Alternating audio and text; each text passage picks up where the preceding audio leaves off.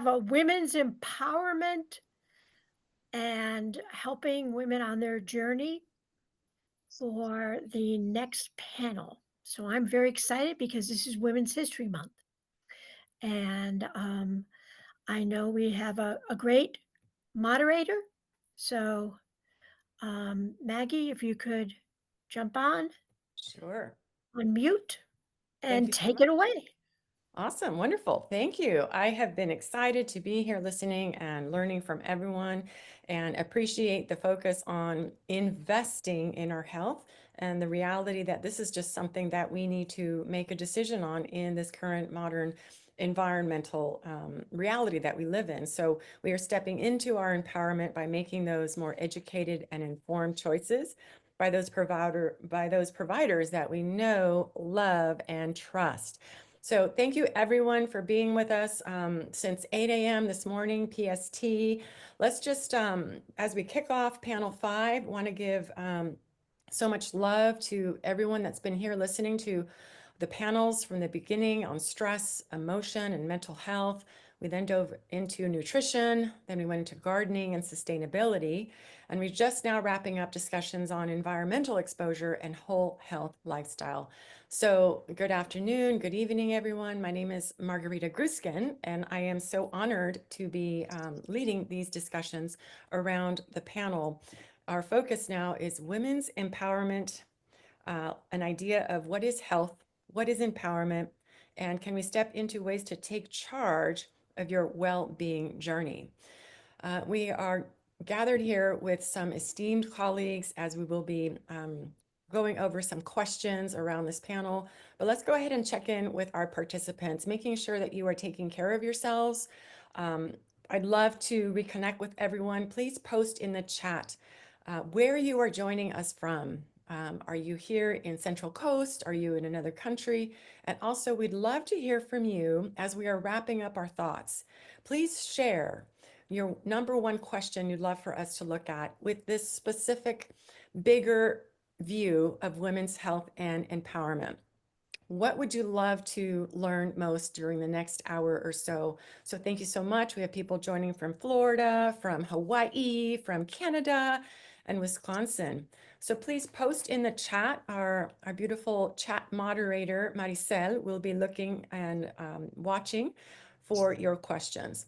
So without further ado, I'd love to introduce our 4 panel speakers. We'll be introducing them to review some of the questions coming up, including Mary Lummerding, Dr. Pamela Jackson-Smith, Cecil MacIntosh, and Katie Friedman. So welcome everyone to our Women's Health and Empowerment.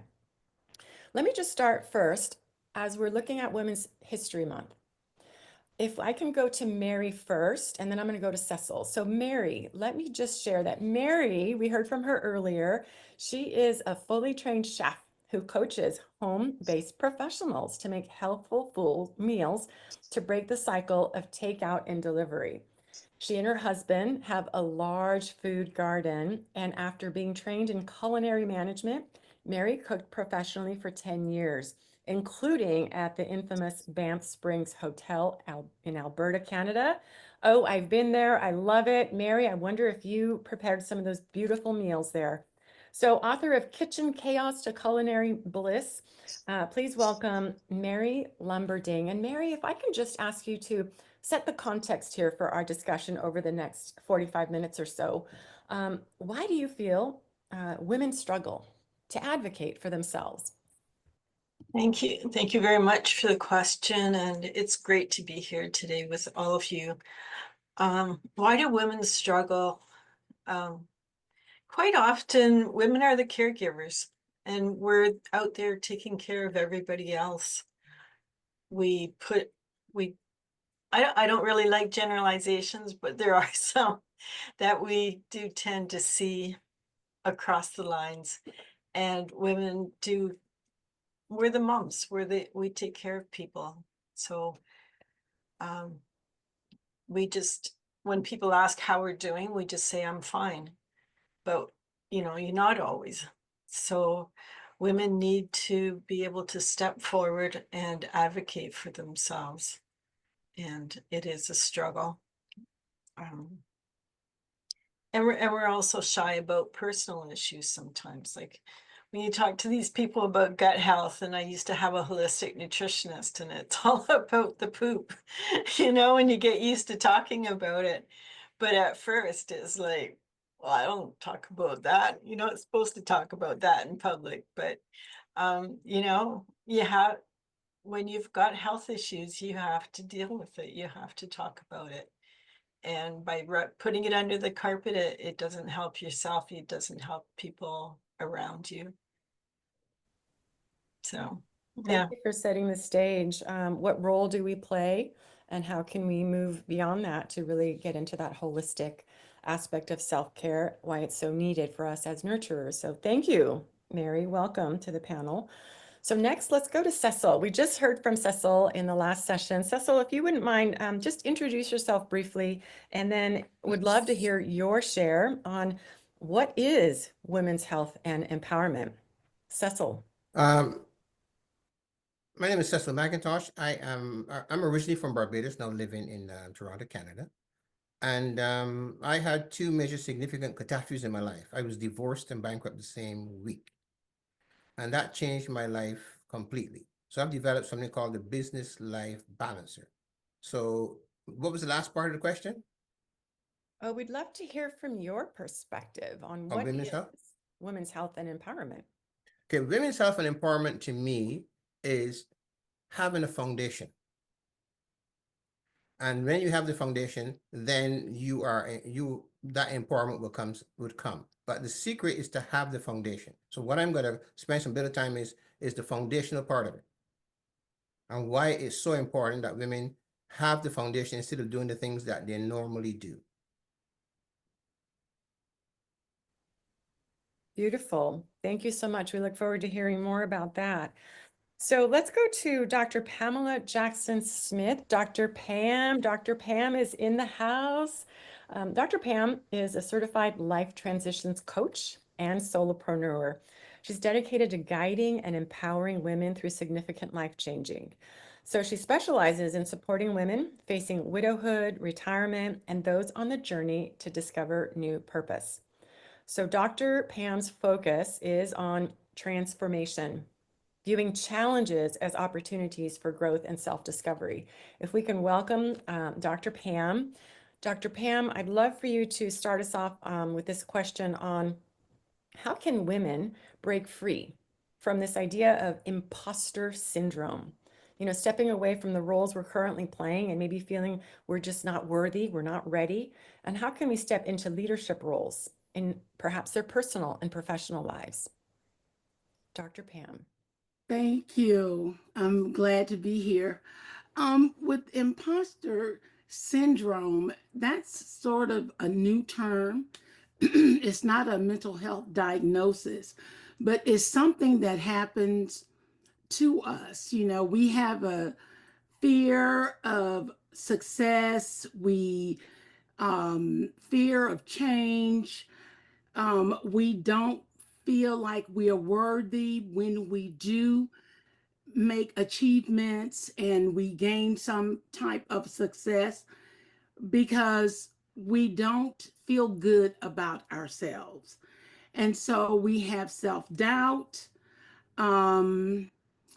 We don't feel like, even though everyone around us, giving us accolades, we just feel like we don't deserve that. And so what we need to do is to think about the journey that we've had, especially for us older women over 50, over 60, 70 and on.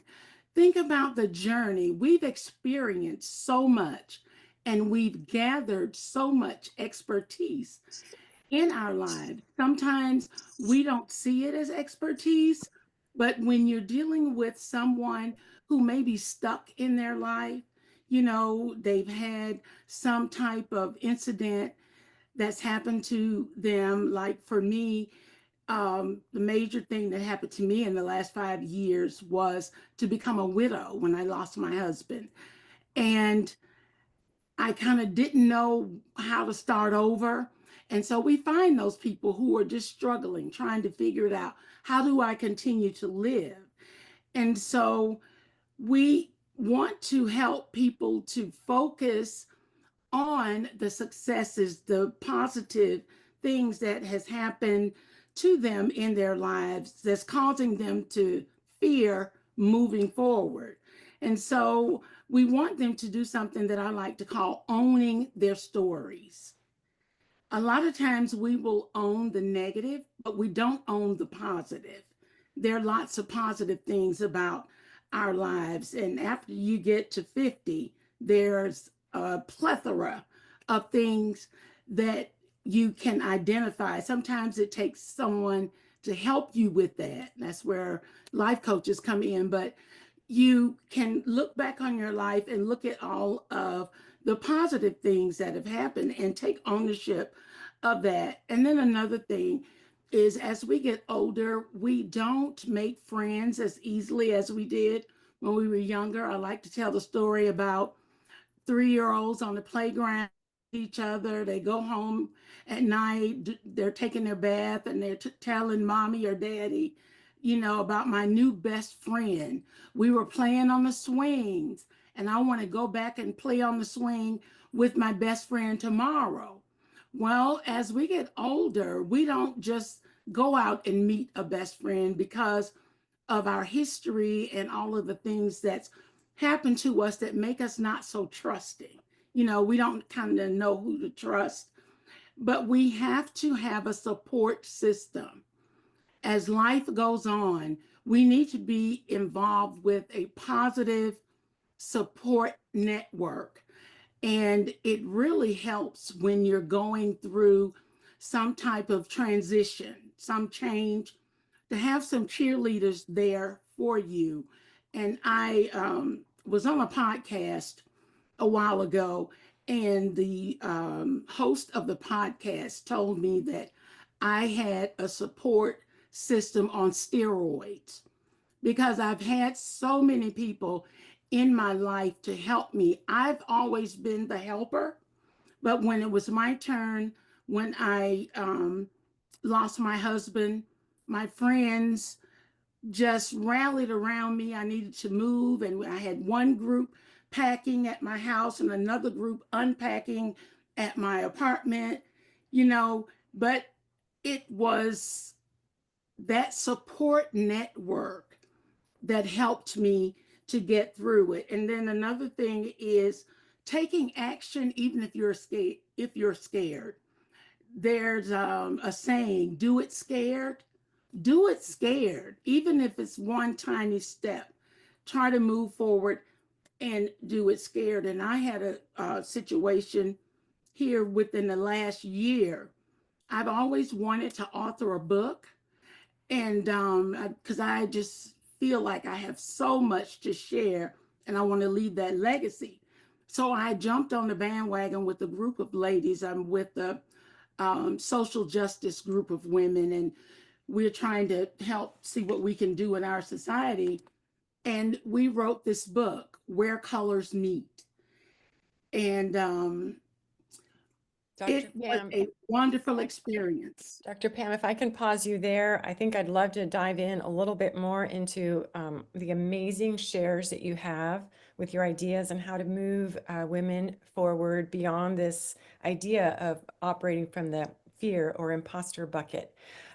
If I can pause there, thank you so much for sharing the insights on owning their stories, creating a positive support network, and then taking action, feeling the fear, and moving forward anyway. So if I can come back to you, let me go ahead now and introduce our fourth panelist. So Katie Friedman,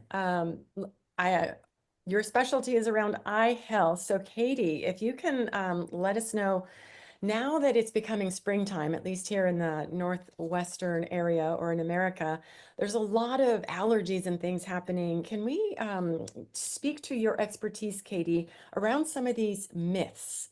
So maybe one of the first ideas is the connection between carrots and eyesight. So can you speak about eating carrots? Eating carrots, will they dramatically improve your vision? a fun question for Katie. Is Katie in the house? Yes, I'm here. Perfect. I've been Take- here for a while. Awesome. I love the color in the background. Educate us. I'd love to hear about that. Well, first, I want the people in the audience to know who I am.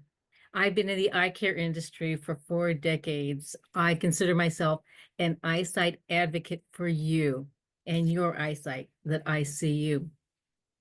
I am a multi-certified dispensing optician, contact lens specialist, low vision expert. I've authored a book, Your Amazing Itty Bitty Vision and Visionary Insight book. And I have such a diverse background that it's such a pleasure to be here on this summit with all of you. And carrots. Carrots are an interesting beast because people associate carrots with eyesight. And it's a little bit of a myth in my perspective, because there are other foods that rank higher in our needs, such as and within this summit, there has been an emphasis on dark leafy greens. I mean, anybody who's been here for at least an hour or so, or well, whenever you've been here, they've been stressing that along the way. And it just so happens that dark leafy greens are essential for feeding the macula, the back of the eye, that has all of those color receptors that allows us to see the bright oranges and the color of carrots. The macula needs to be fed with something called lutein and zeaxanthin. The carrots provide the beta carotene. In the top 10 foods for feeding the eye, carrots isn't even on the list. It's like number 13 or 14, which I find really interesting. The reason why we think of carrots is because it focuses on one aspect of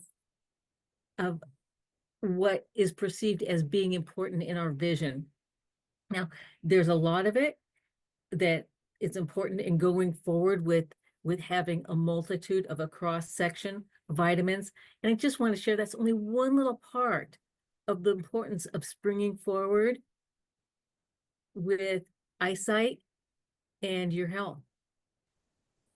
I love that. Springing forward with conscious intention, reaching for those carrots anyway. They've got a lot of veggies, a lot of veggie power. We're learning so much here from you, the macula and the luteins. And what I think is more important personally than carrots are pistachios. We've talked about a little bit about the nuts, and I think somebody said something about putting nuts into a smoothie or something like that. My number one favorite nut is pistachios. It's green. I love that.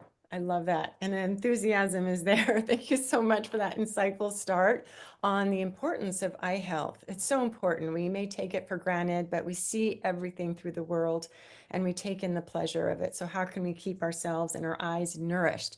So wonderful to have you here, Katie. We'll come back to you in just a moment. Let's go back to Mary. So if I can ask everyone if what you have gleaned so far in the initial shares, what is your initial takeaway? Everybody who's watching, what are you taking away right now with a sense of women's health and empowerment? What's landing for you? An aha moment, a big takeaway. So while we're getting some of those feedbacks, Mary, let's come back to you. So can you share what are some ways that women's health may differ from men's health? What would you like to share on that topic, Mary? Yeah, thank you, Maggie. Besides the obvious, there's the history of the research that's been done tends to be towards the male-dominated diseases. Like prostate cancer got a lot more money and support as opposed to breast cancer.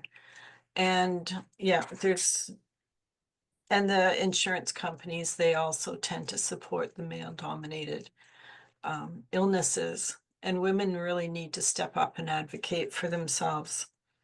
One of my friends, she was quite overweight, and she kept telling the doctor there was something that was wrong and in her stomach, and they said, well, you're just fat and you need to lose weight. And it continued for months, and doctors, they tend to dismiss women as, you know, overreactive, and eventually she was heard and they found a large growth inside of her that they had to deal with. And my niece had to deal with endometriosis, and she watched her mom suffer from it, and unfortunately her mom passed away. So, um, you know, sometimes you have to learn the hard way, but women really need to step up and support each other in what's going on in health, because the research needs to be done on women as well as men, because we have different concerns and different things that happen to us, and we also react differently.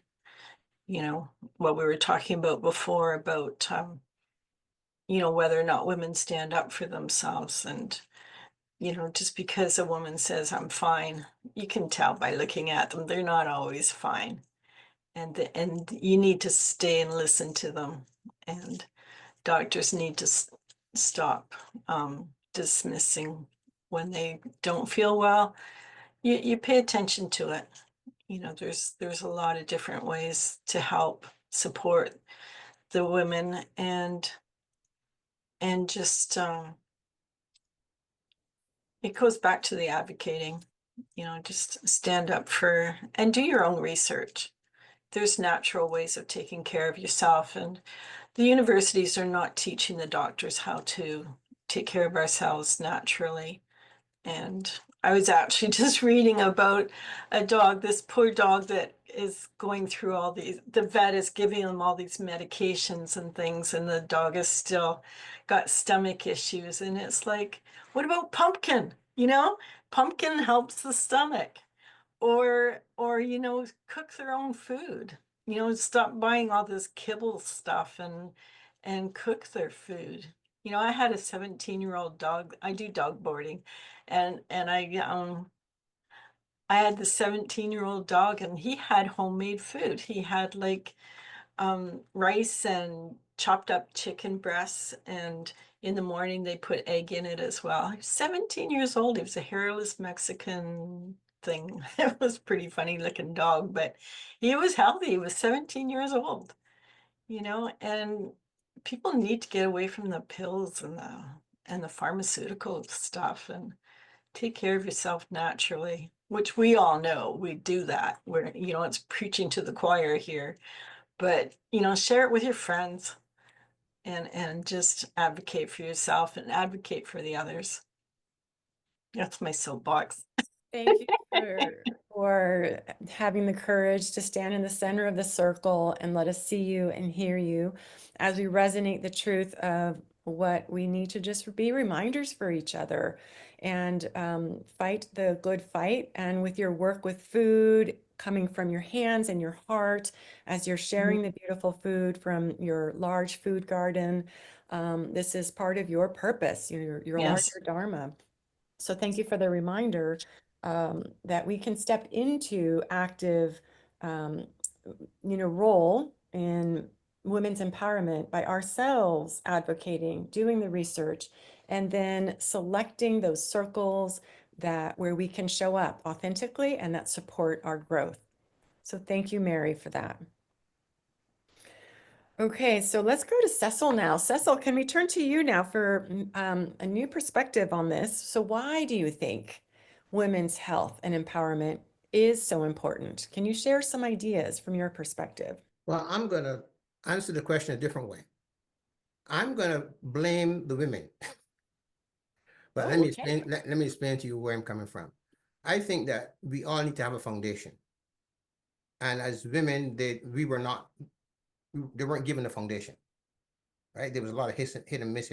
My whole thing is, let's get a foundation. So what I mean by a foundation is we compromise our values. For example, if we're in a relationship, we settle for the relationship, but we don't get what we want we don't get what we want out of the relationship. We got a relationship because the person was a good dancer or, something like that. But we don't get the value. We don't get what we want out of a relationship. So one of the things I say is that you stop compromising your relationship, say no, be fearless, stop trying to prove yourself. So that's what. And the why to that is, if in a relationship, if you compromise your values, you are not going to get what you want. I do a lot of value work. And one of the things I insist is that you get what you want. It's all about getting what you want. The second thing is to say no and not feel guilty, right? And the other thing is to be fearless, to do what you want to do and stop trying to please everybody else. And stop trying to prove yourself. Now, I have a lot in common with women because as a Black man, I had my struggles, right? I had the same struggles similar to what women have. So the challenge is I had to be good at what I do. And I teach, my oldest client is 94 and 84. But I teach you that you need to do what you do and do it well, but do it because you enjoy doing it. You're not going to please everybody, but you need to understand that if they don't like you, that's okay too, right? Secondly, you need to be fearless. You need to decide what you want and to go for it. Don't get caught up with the children and everybody else. You need to decide what you want. And that's to say no. This all happens when you come from the inside out. Most women are on the outside. So everything that happens, the wind blows, so they get a sniffle. When you come from the inside out, you have that foundation. You can withstand whatever is happening. And that's where I come from. So women's health, for me, is when they come from the inside out, they will know they're like the soil. They have to do the soil testing. They have to do their own testing. They will know to hydrate. They'll have better self-care. But it doesn't matter because from the inside, they want to do it. They're not doing it because they're told to do it. So my whole thing is women are at fault in context that they're not coming from the inside. And when you come from the inside and you really understand that, it's so wonderful and you have the strength. And when it comes to empowerment now, you don't have to go anywhere. People will notice you and be attracted to you. So that's the perspective I'm coming from. The foundational piece we need to have. And if you don't have it, go get some help. But so it doesn't matter how old you are. When you have the foundational piece, the other thing about the foundational piece is when you come from the inside, when you have a problem and you're on the inside, you're going to pause. And when you pause, you're going to get an answer. And that pause, just for your information, is the divine. And when you get the answer, you know what to do. You don't have to go outside and ask somebody's opinion. You go and say, this is what I want. It gives you that power. But when we're on the outside, then we don't have that connection to the divine. So that's where it comes from. You got to come from the inside. And then when you're there, life is beautiful. So that's the point I want to make when I say women are at fault. That's what I started with saying they're at fault. In that kind of, if you're on the outside, you're going to listen, you're going to be swayed by the wind, right? You're going to, like if a plant, you get the wrong type of soil, you're not going to test your soil, you're not going to take care of your self-care and whatever. But when you go inside, you're going to get messages that say, hey, no. Like Miracel was saying, she needs a big bowl of salad. And she don't get it. She sees, the body's going to talk to you. So I want more people to listen to the body. Just listen to the body instead of going outside to listen to some nonsense from somebody else. You be in charge. That's where I'm coming from. And that's what I teach. So thank you for that powerful spark. You just lit us up. We are paying full attention. I'd love to just do a round robin, Cecil, because I'd love to get from the other panelists their reaction on your share. So who would like to start off? Mary, Katie, Dr. Pam, 1 minute share your reflection on why is women's health and empowerment important. Can we do 1 minute each? Who would like to start? I would. First of all, I love you, Cecil. You're amazing. And I like that whole foundational thing. And I think that starting off with blaming us is a sad perspective, because that's what we hear. We hear that this message is what we need to do, but then we hear that, but that's a male perspective. And then when we do a female perspective, it's always a battle. So in what I do, and you know this about me, is when we talk about vision, so much the emphasis on general vision, but with me, women have to recognize and own that their hormones are going to affect their vision. And I agree with you in the sense that we really do shine and we are in our element when we do stand up for ourselves. I think the society has we're doing a balance between what we look like. You know, when men stand up for themselves, they're like, it's senior, it's like a superiority thing, and it's a good thing, a corporate thing. When women stand up for themselves, they're either a bitch or shrewd or something like that. And I think the society, it needs to shift also to spring into, I see you, to spring into that empowerment that you see so nicely, that I wish that I look forward to other men seeing as well. Thank you, Katie. I love that share. And who can we go to? Dr. Pam or Mary? Would you like to do a 1-minute share? For women's empowerment, I think it's when we can uplift and validate each other. What Cecil was talking about was blaming the women.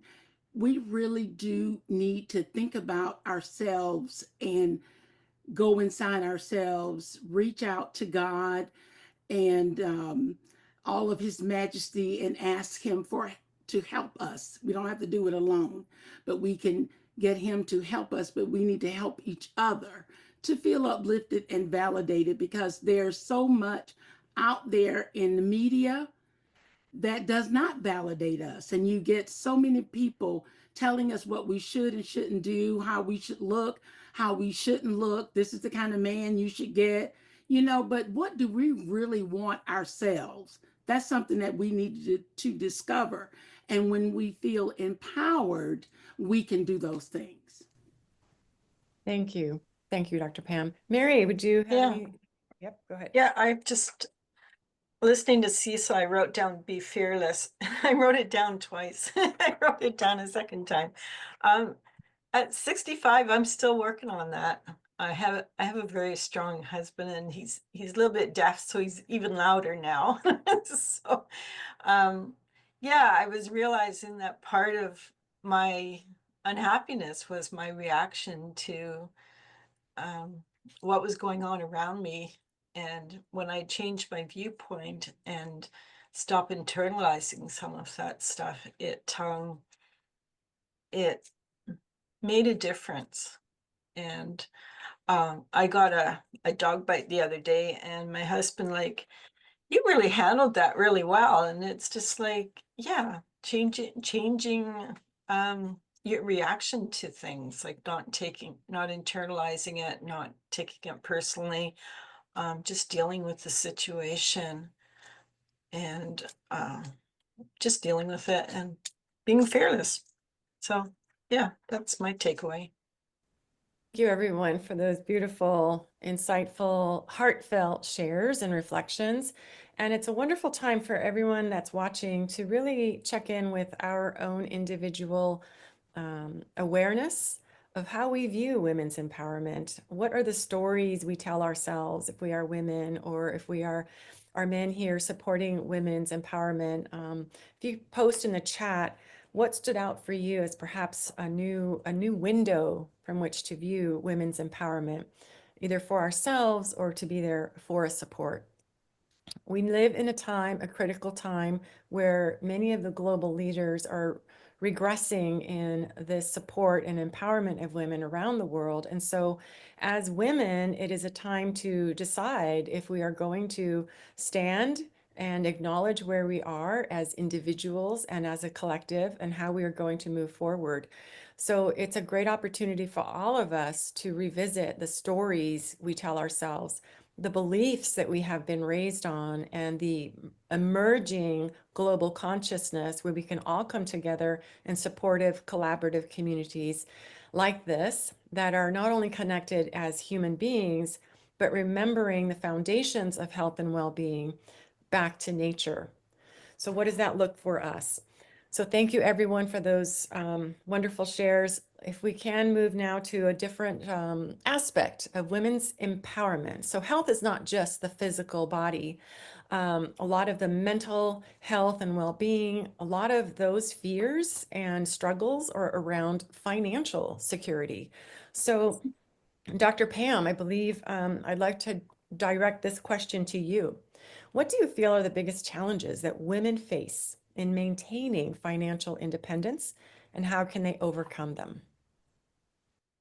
I was thinking of something that I heard growing up, and it was that girls should always have their own money. And when you get married, you still need to have your own money. And if you have a husband, you should hide it from him. Don't let him know, because you got to always have your own money. Well, I don't know how much I agree with that, but that's something I've always heard. And what I would like to focus on more is when we think of financial empowerment, we need to have financial goals. You know, it's not about hiding the money and all that, but as women, we want to be able to have some goals for ourselves. You know, how much money do we want to save? Like the girls' trips are really popular now.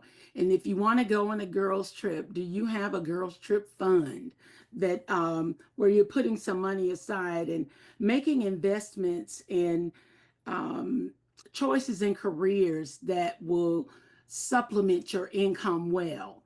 And I can remember, I think it was in the 60s when women became able to have their own credit cards. You know, I remember getting my first credit card when I was in college, and I went crazy with it, you know, but being financially responsible with these options that we have.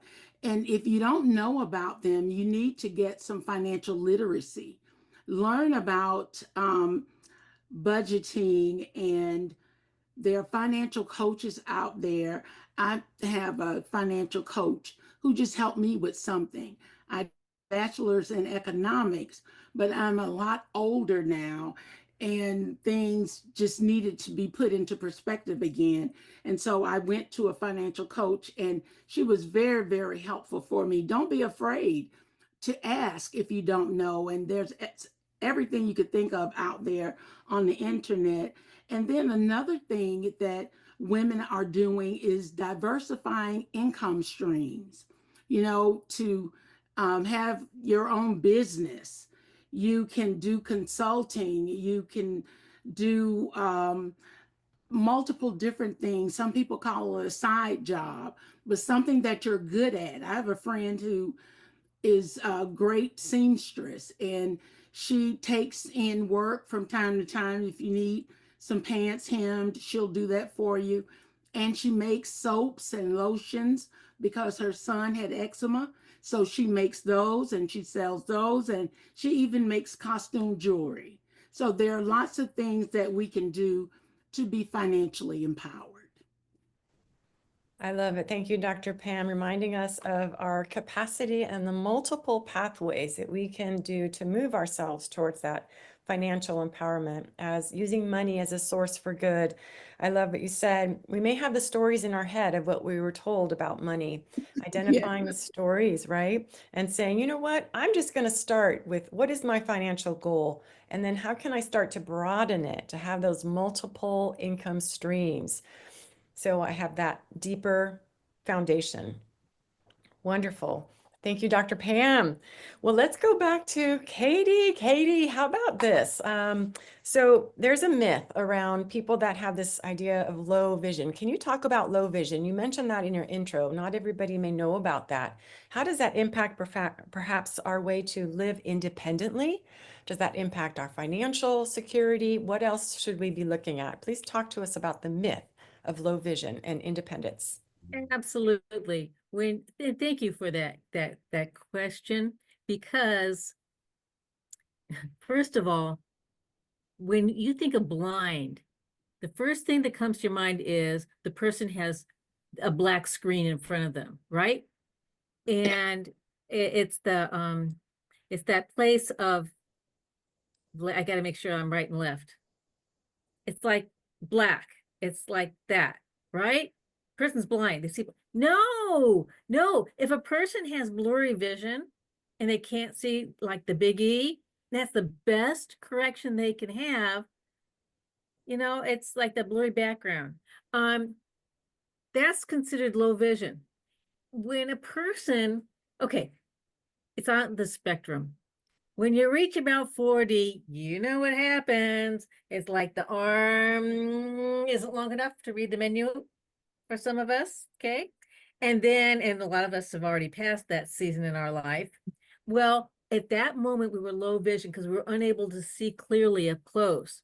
It's correctable. Then also wearing glasses. Oh my gosh, how many pair of glasses do we have? Whether they're for distance, for reading, or for the computer. We have an appliance. There you go. There you go. And this is a piece of assistive technology. Well, there may be a time in our life where a disease grips us and we start to lose our ability to see clearly. And sometimes like a cataract when the world gets blurry and problems at night driving and the sparks and the haloing, that's correctable with surgery.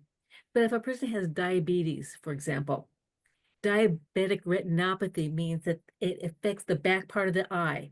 And then the black spots start to happen and the world closes in on them. And it's not correctable. There are low vision devices to help these people.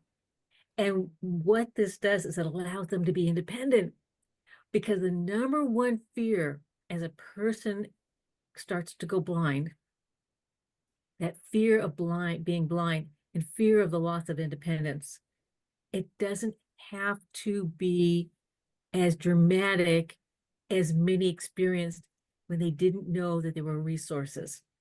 So in what I do, I provide those resources, and it's not just the magnifiers and the magnifying glasses. We have a plethora of powers of there, but we have software that magnifies instead of like 3, 5, 10 times, but 200%.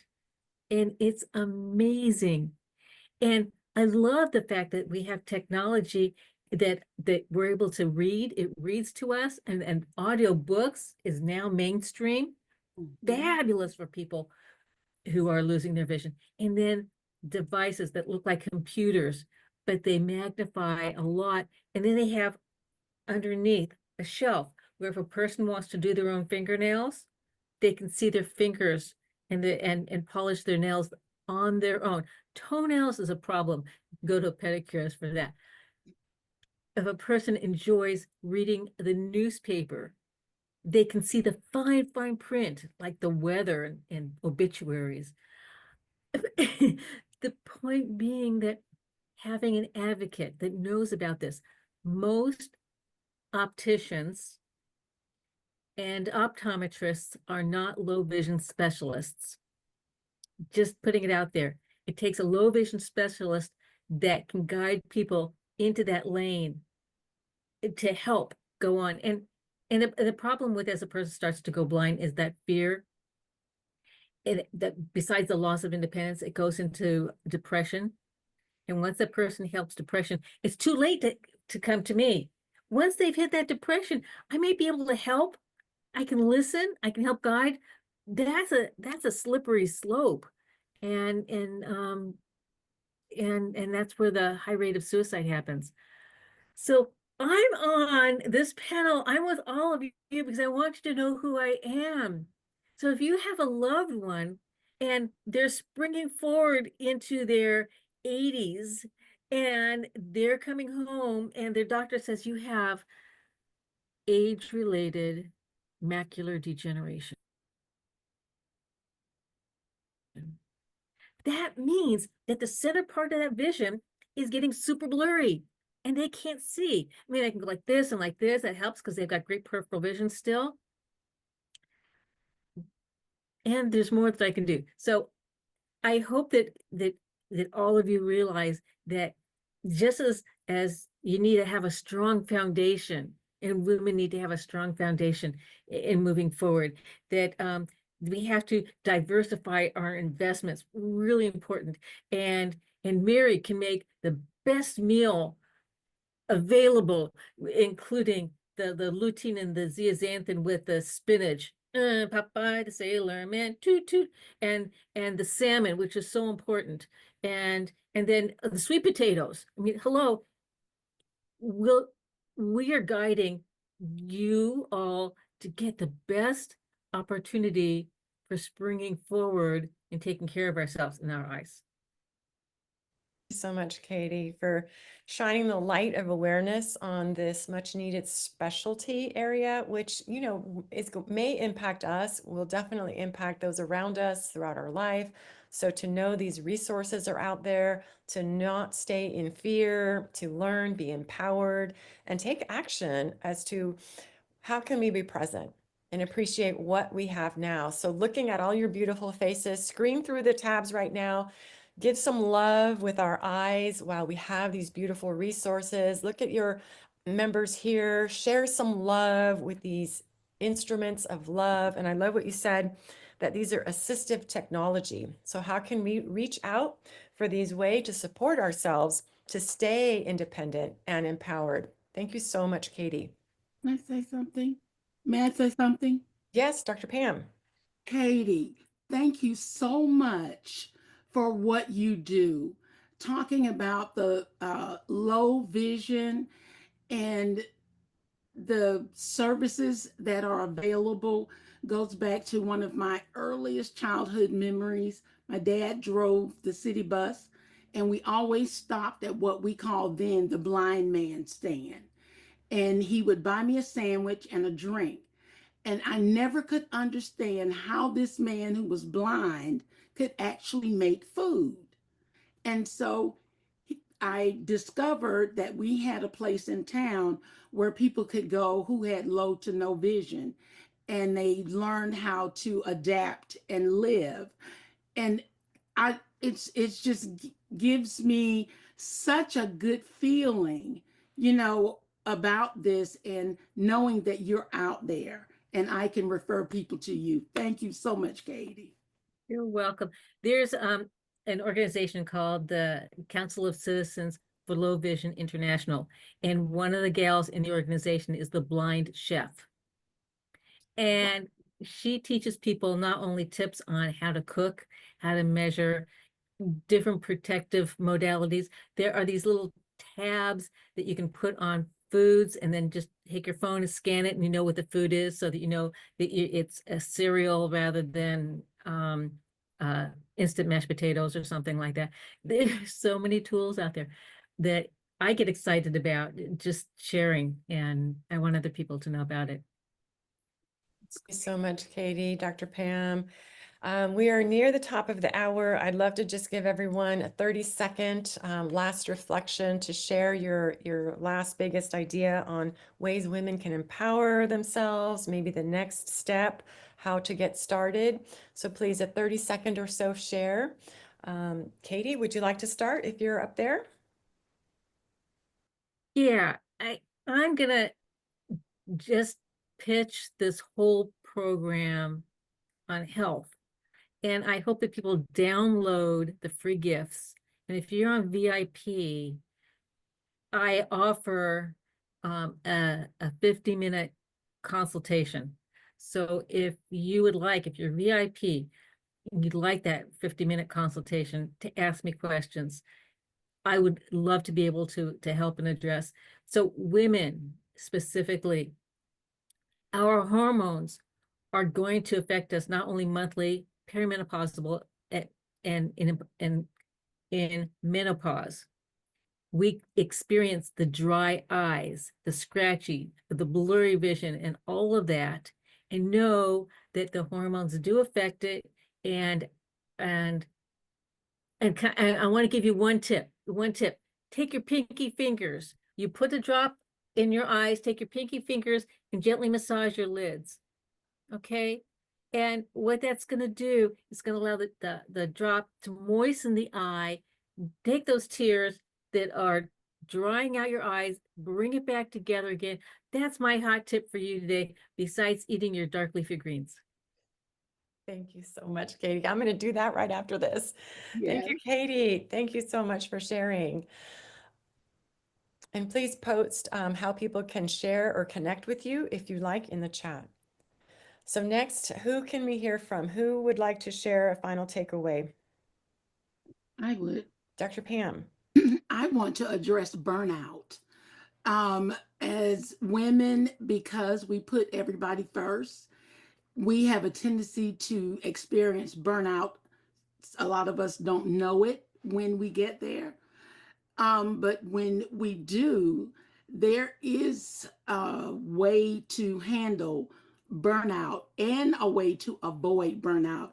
And the number one thing is self-care. Self-care is not just going to the spa. It's not just getting nails and nails done and pedicures, but it's learning to say this two-letter sentence: no. We have to learn, my sisters, how to set boundaries and how to say no. Don't be afraid of the consequences, because when people are not used to you saying no, they get really, really upset. But it's okay, because you have a responsibility to take care of yourself. It's nobody else's job, it's your job. And that's what I want to leave with you. Schedule time for yourself and do things that bring you joy. Wonderful share. Thank you so much for bringing the energy, the insights, and the simple tips on saying no in order to say yes to yourself. Thank you, Dr. Pam. Cecil, can we go to you? What would you love to share as your final takeaway or give? Well, I'm share? going to give you my biggest, the thing that I do all the time. And what it is that we seem to be stressed, burnout, and thoughts are running all over the place. And my specialty is to shut that down. That's what I do for a living, right? And I shut it down instantly, like instantly, less than 1 minute. All you have to do is, when you have a thought, doesn't matter what it is, I don't have enough money, I'm not pretty, and whatever, is you need to pause as soon as you have the thought. When you, and as a matter of fact, you guys can do it right now as I'm talking. You think of a thought and you can pause. When you have a thought and it's negative and you pause, what that pause do, it takes you into the divine. And when you go into the divine, that's when you get an answer to the challenge. That's all. That's how simple it is. That's what I teach all day long. Beautiful. So it's time to pause in order to plug in. I like that. Oh, yes. You are charging us up and bringing it. Thank you so much. It's been such a pleasure to have you share your unique perspectives and insight. And we thank you for your time.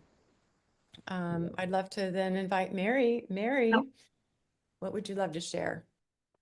I encourage people to listen to others. When you say, how are you? Pause and give them an opportunity to actually express how they're feeling, and watch their, their mannerisms, or, if they have a big sigh or a long pause. Quite often, if you ask someone a question and it pause, it means they're editing what's going on in their head, saying, oh, this person doesn't really want to hear how I'm feeling.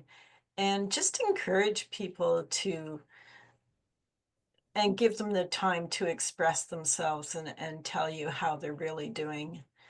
And you can help support them. And also, if someone asks you how are you, then take the time and the opportunity to express how you're really feeling, and what kind of support you would like to have from that other person, because we need to support each other. And that's one way of doing it, is when someone says, how are you, listen to them. The almost lost art of listening. listening more than with our ears. Mary, thank you so much for sharing your luminous presence, your connection with food, community, and really being here and listening to people. So thank you so much for sharing. I want to thank everybody on the panel. Thank Maricel for monitoring the chat. It's been an amazing day with everyone here, panelists and our participants. Please encourage you to connect with the speakers as you share your connections here right now in the chat. And at this time, I'd love to wrap up our last panel and hand it back to Cindy for a final wrap up. And if you'd love to share your final thank you or your final insight from this panel, please share your last thoughts as we move into final wrap up. Thank you, everybody. Well, thank you so much for just all the moderators, all the people that have shared their wisdom. This is exactly why we're doing this. Now, as a collaborative, we have a responsibility to each other, but also to reach out to the world. So I am asking the event Raptor, where we're holding this summit, to allow us to keep up our summit so that we can continue to promote it and that we have the ability to then add in our giveaway as part of this. I know we haven't talked about that before, but I want to make sure that all the information that you're giving, as your free gifts and things like that to help everyone in the community, you can also put that into a giveaway. So right now we have the wellness kit. So please add to that. I will keep you updated as to if we're going to be able to finalize and promote this for next weekend.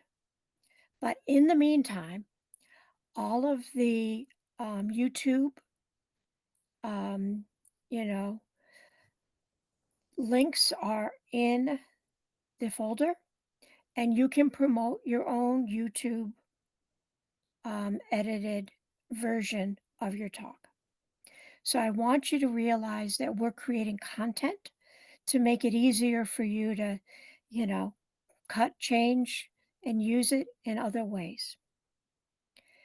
And I just am so grateful to each one of you for your wisdom, your willingness to share, your willingness to be part of a collaborative that is promoting something that hasn't really been found on the internet: natural health.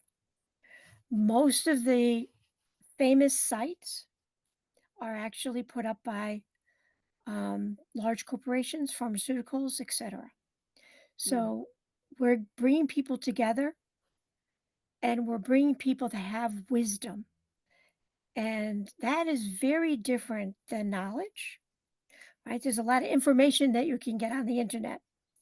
But if you don't actually make any practical steps, I call it practical, actionable information, that's what we were sharing today. You absolutely know that the world is changing, and we can envision together a different future where we can grow, feed ourselves well.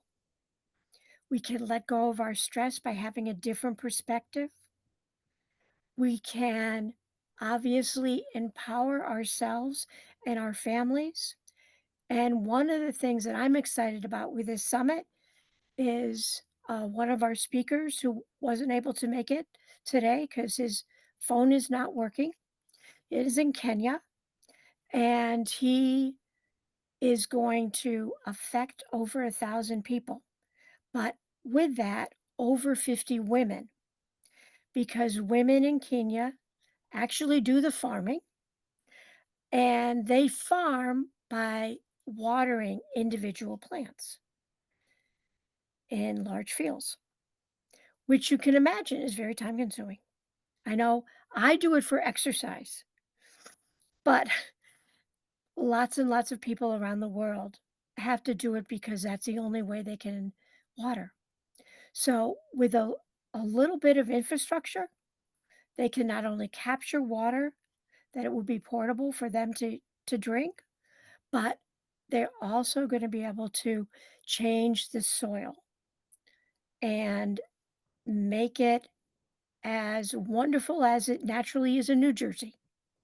So I really want to thank you for also being willing to promote this project. I can just tell you a quick story. I saw a project that was put in someone's front yard. They were going to feed 40 families intensively. It's a great idea, but it was $150,000 for infrastructure. We're talking about affecting 1,000 people in Kenya, right? And their animals and their long-term, dealing with climate change. And what's wonderful is that we can really help every little bit. And hopefully we will be able to have him come to the collaborative. I've spoken to him a number of times, and I'm going to try to keep supporting them through coaching. So does anyone have any other comments before we wrap this up and call it a wonderful day?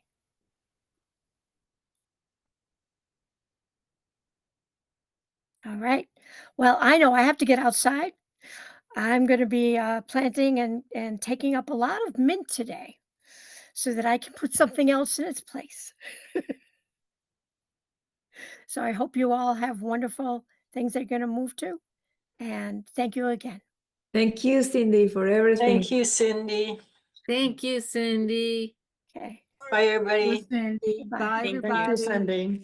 Bye. Thank you, Cindy. This was amazing. Just wanted to let you know, hanging back, because it was so diverse. It was so much fun in the different moderators and the different topics, how they wove together. I just thought you did a wonderful job.